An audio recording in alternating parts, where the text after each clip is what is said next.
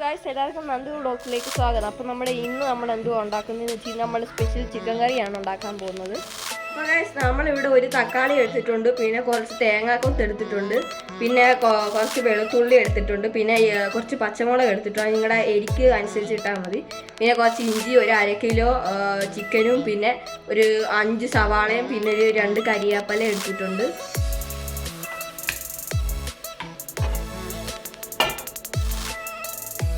നമ്മൾ ആദ്യം എണ്ണ ഒഴിക്കാൻ പോവാണ്. വെളിച്ചെണ്ണയാണ് നമ്മൾ ഒഴിക്കുന്നത്.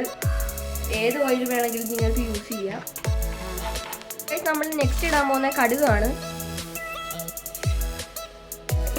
നമ്മൾ നെക്സ്റ്റ് ഇടാൻ പോകുന്ന തേങ്ങാക്കൊത്താണ്. നമ്മൾ നെക്സ്റ്റ് ഇടാൻ പോകുന്ന കറുവപ്പട്ടയും ഗ്രാമ്പുവാണ്. അപ്പോൾ ഗൈസ് നമ്മൾ ഇനി നെക്സ്റ്റ് ഉപ്പാണ് ഇടാൻ പോകുന്നത്. അപ്പോൾ ഗായ്സ് നമ്മൾ ഇനി ഒരു 3-4 മിനിറ്റേക്ക് നമ്മൾ ഇതിനി വഴറ്റും. നമ്മുടെ സവാളയുടെ കളറ് ബ്രൗൺ ഒക്കെ ആവുന്നത് വരെ. നമ്മൾ നെക്സ്റ്റ് ഇടാൻ പോകുന്ന മഞ്ഞൾപ്പൊടിയാണ്.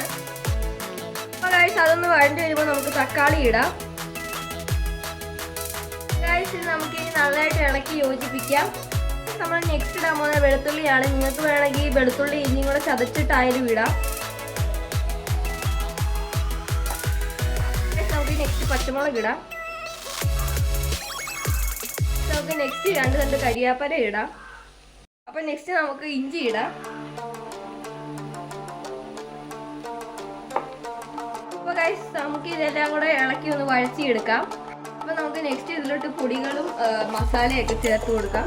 അപ്പൊ നമ്മൾ ഫസ്റ്റ് ഇടാൻ പോകുന്ന മല്ലിപ്പൊടിയാണ്. നമ്മൾ ഇടാൻ പോകുന്ന മുളക് പൊടിയാണ്.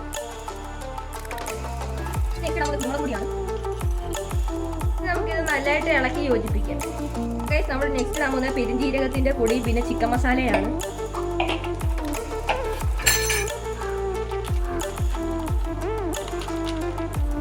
നമുക്കിത് ഇളക്കി യോജിപ്പിക്കാം. അപ്പൊ നമുക്ക് നെക്സ്റ്റ് ചിക്കൻ ഇട്ട് കൊടുക്കാം.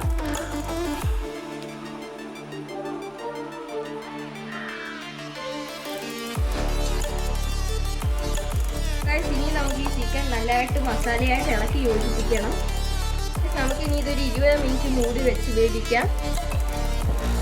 അപ്പോൾ ഗൈസ് നമ്മുടെ ചിക്കൻ കറി റെഡി ആയിട്ടുണ്ടോ എന്ന് നമുക്കൊന്ന് നോക്കാം. അപ്പോൾ ഗൈസ് നമ്മുടെ ചിക്കൻ കറി റെഡി ആയിട്ടുണ്ട്. നമ്മുടെ ചിക്കൻ്റെ വെള്ളമൊക്കെ ഇറങ്ങി ഇപ്പം കറി ജ്യൂസി ആയിട്ടുണ്ട്. ഇനി നമുക്ക് കുറച്ച് മല്ലിയില ഇട്ട് കൊടുക്കാം ഫ്ലേവറിന് വേണ്ടി. നിങ്ങൾക്ക് വേണമെങ്കിൽ ഇട്ടാൽ മതി.